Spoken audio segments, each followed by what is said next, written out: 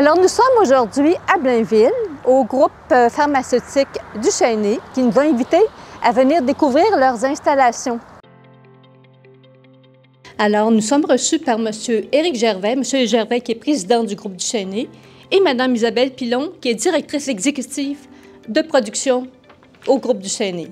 Bonjour, ça nous fait plaisir de vous recevoir. Le groupe pharmaceutique du Chêné, ou du Chêné, ça a commencé dans les années 70. Puis au début, c'était beaucoup plus une compagnie qui faisait des médicaments en vente au comptoir. Et puis rapidement, à peu près dans les années 1992, on a commencé à développer des médicaments pour la santé des femmes. À force de développer des médicaments en santé des femmes, à un moment donné, on s'est aperçu qu'il y avait vraiment un manque au Canada au niveau des maladies rares ou des maladies orphelines. Et on a développé Medunic Canada. On a aussi développé Analogue Pharma Canada et Analogue Pharma aux États-Unis. On est à plus de quarantaine de pays, puis on espère grandir encore plus dans les prochaines années. Vous avez une pin, si vous voulez, c'est là où on est rendu qu'on exporte. Maintenant, on est rendu dans 47 pays. On a réalisé à quel point que l'industrie pharmaceutique n'investissait pas beaucoup au niveau de la santé de la femme en général. Et encore pire au niveau des femmes enceintes.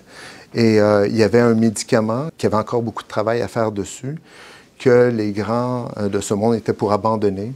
Puis on a décidé de prendre ce médicament-là, qui est le diclectin, pour les nausées vomissements de la femme enceinte, de le faire évoluer, d'investir en recherche pour s'assurer qu'il soit sécuritaire et efficace pour les femmes et de continuer à faire évoluer ce médicament-là, qui aujourd'hui s'appelle Bongesta. Puis la beauté, c'est qu'ici au Québec, à Blainville, on a tout le personnel, tous les gens qu'il faut, on a les cerveaux, on a l'intelligence, on a tout ce qu'il faut, le support pour pouvoir développer des nouveaux médicaments, puis créer de la richesse ici, créer des emplois, puis après ça, l'exporter. Dans l'entrepôt ici, on entrepose les matières premières, le produit fini, puis le matériel d'emballage aussi. On a plus de 900 espaces palettes pour entreposer toutes ces matières-là. Des compagnies comme la nôtre, québécoises, dont le bureau chef est canadien, qui non seulement vont innover, breveter, mais aussi fabriquer ses propres médicaments, c'est très rare.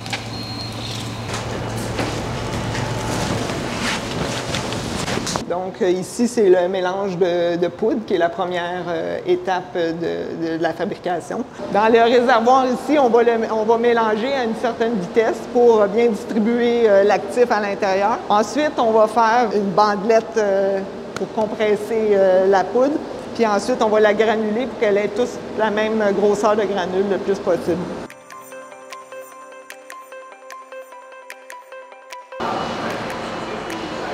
Donc ici, c'est notre ligne d'emballage, une ligne en plaquettes alvéolées pour le marché international. Et la chance qu'on a en ce moment, c'est qu'on a un quart de soir parce qu'on veut rencontrer la demande. Il y a 4 ans, on avait 69 employés, puis aujourd'hui, on est rendu à 133. Puis on embauche encore des collaborateurs pour venir porter l'épaule à la roue, comme on dit.